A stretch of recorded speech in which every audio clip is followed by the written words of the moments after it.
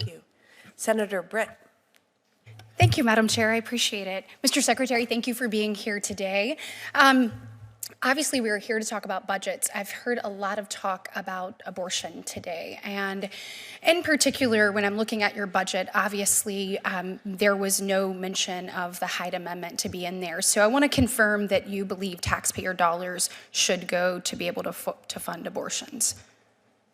Senator, thanks for the question. The president has made it clear he wants to remove the Hyde Amendment from the budget proposals, and that's what he's done. Okay, so when we're talking about that, Senator Kennedy asked you a question, and you all were talking about, your answer kept being Roe v. Wade, and I want that to be the law of the land. So let's just stipulate that your hypothetical is the truth. And so if Roe v. Wade were the law of the land, and a woman wanted to take the life of her child the day before her child was due or the day after her child was due, then you support her ability to choose to do that. Is that correct? Senator, I will say what I said to Senator No. I've stipulated Roe v. Wade is law of the land. So there's 7 states in this country and the District of Columbia that allow you to take the life of a child the moment before a child is born. So clearly you support a woman's right to choose to do that. Senator, the example you gave is fiction as far as I know. Can you give me a particular example? If it actually is fiction, then why not say no, that's out of the realm of possibility, that no woman would think to be able to do that? Because the truth is if you say that taxpayer dollars should go to fund abortions, then you're saying that my taxpayer dollars should go to fund something like that. And if that's unthinkable, then why don't you just say it's unthinkable? And in fact, then we can just take it off the table and not allow that to be legal. Because the truth is, when you do that, I'm going to read this to you. In particular, when these abortions occur, the gruesome surgical techniques involve crushing, dismembering, and removal of the fetal body. So they actually deliver the baby breech and then have to put scissors up the baby's neck, open it up, and then suck out the brain so that they're able to get the head through the birth canal. And so then there's also the opportunity to go in and actually put a needle in that child's heart and kill that child.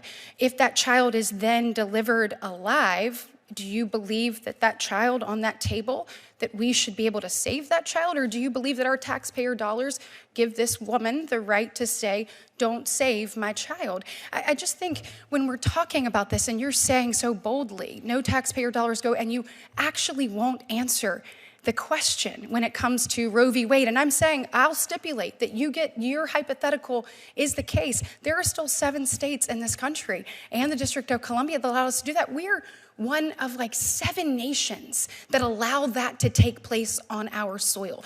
2 of the other nations are North Korea and China. And I just believe when we're talking about budgets, I want you to know where I'm coming from and why I believe wholeheartedly with every ounce of me that we have to preserve the Hyde Amendment. And on that note, moving to maternal health. When we look at this, Alabama knows this issue all too well when it comes to maternal mortality and the crisis we have in this country. Nationally, the number of reported pregnancies related to deaths in the United States increased from 7.2 deaths per 100 live births in 1987 to 17.6 deaths per 100,000 live births in 2019. We are moving in the wrong direction. Obviously, with more resources and technology and availability, we should be able to turn this in the opposite direction. The resources made available by HRSA's Title V Maternal and Child Health Services Block Grant are essential to reducing maternal mortality rates and providing better access to quality health care and services. Most of this vital funding goes to states to help them address the priority health needs in their state. Mr. Secretary, with this happening, why does your budget request actually deduce and take funding away from the Title V Maternal and Child Health Services grants that actually go to the states? Senator, we actually increased funding for maternal health. We have some $2 billion in our budget for maternal health. But the actual grants, though, went down. The number for the grants went down. We'd have to take a look at that because we have actually have the number. continued to provide support. And for maternal mortality and morbidity programs, we are doing more. We have some $360+ million in this budget to address the maternal mortality and morbidity rate. Well, I'd like to actually work with you on that because obviously Alabama, this is a significant challenge. We have the highest maternal mortality rate in the nation. My reading of your budget is that that number actually goes down even though your overall budget goes up. So let's have a conversation about that because we need that money in the states. It looks like you have a project-driven basis where a lot of that money is going.